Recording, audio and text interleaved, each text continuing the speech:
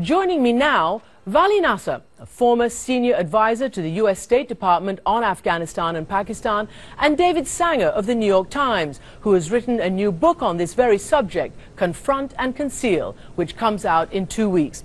David Sanger, let me turn to you, because you've written, frankly, the inside story of this, which presumably is going to come out in your book, but a staggering front-page article in the New York Times this Sunday, where you talk about the surge that President Obama ordered back at the end of 2009, and you say, based on your interviews, that he basically ordered this surge and ordered a firm pullout date, win or lose in Afghanistan. David, what you're basically saying then, and I'll ask Vali to weigh in, that this surge was ordered with the very clear knowledge by the President of the United States that win or lose, they were coming out. That's right. And you'll remember at the time, Christian, he said that starting in about 18 months, he would begin to pull out those troops. He didn't say at what pace. And there's a moment that I describe in Confront and Conceal, at which one of his aides goes to him and says, you know, Mr. President, the generals only agreed to this because they believe that when the time actually came, they can get some more time from you. Mm-hmm. And he looked at them and he said, you know, he said, they're not getting any more time. Well, I can only imagine what these servicemen and women think about this, what their families think about this. Vali, as a policy maker, is this conscionable, that you send troops into an area that you know, win or lose, they're going to come out?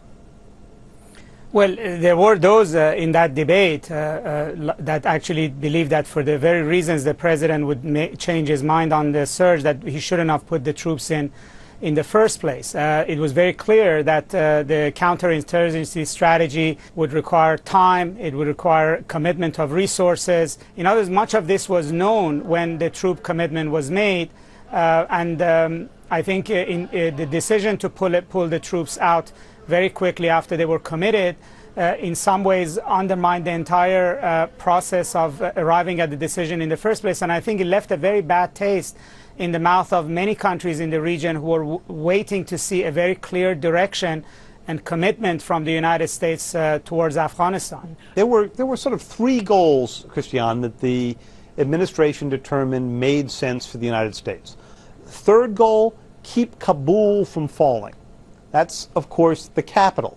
That does not necessarily mean that other parts of the country, other parts of Afghanistan, might not fall into Taliban control. And I think Vali would probably agree that it seems fairly likely that a few years from now, we will see some parts of the country that are significantly under Taliban control. So keep Kabul under control. That is one town in this massive country after right now 11 years of war. Vali, obviously expectations have been systematically lowered under the Obama administration.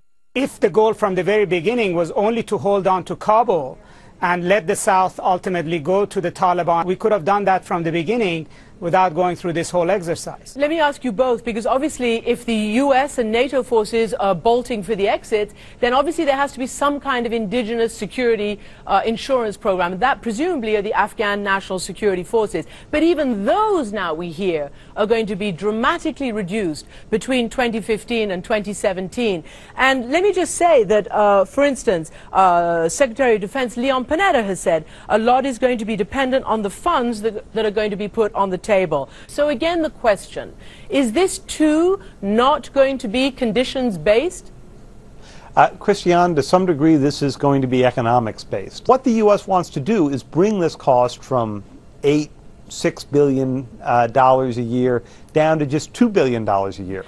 But to do that, it means reducing the size of the Afghan force. Mm-hmm. Clearly, you know, that is what's being said, to reduce the money. But Vali, finally to you, if that happens, that the Afghan force gets reduced by 100,000, what hope of security is there after NATO pulls out? Very little, because this is a very indisciplined force as it is. It's not large enough. It cannot secure the country. And they think that if that's the path that Afghanistan is going to go, they may just as well wait until we're completely out, and then they can resume the taking over the country. I mean, we are not the only people who are listening to this debate. The Taliban are also listening, and there is right now very little incentive for them to take American presence in Afghanistan, the Afghan security forces, etc., seriously, and that really augurs not very well for the future of Afghanistan.